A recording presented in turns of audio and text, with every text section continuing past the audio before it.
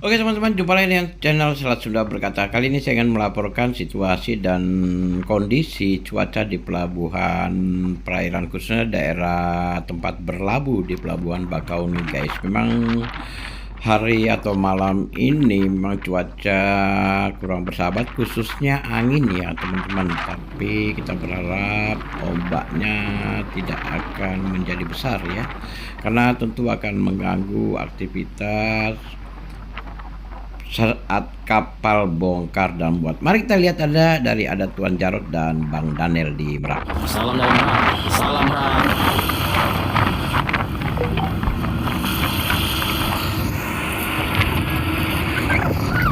Ini angin sudah mulai kencang guys ya. Hadir bang, welcome bang, selamat bergabung. Mulai jalan guys, jangan ini dekat sini, jarang kita nih.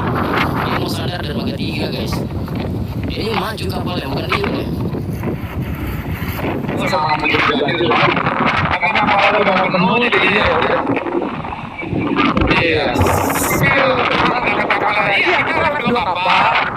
teman-teman, kita lihat tadi bagaimana di pelabuhan Merak, Banten.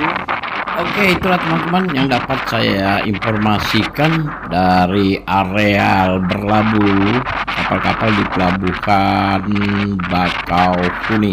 Dan kita sudah melihat tadi bagaimana Bang Jarod tadi dan Bang Daniel tadi melaporkan situasi dan kondisi kapal sandar dan bongkar muat aman, lancar, terkendali.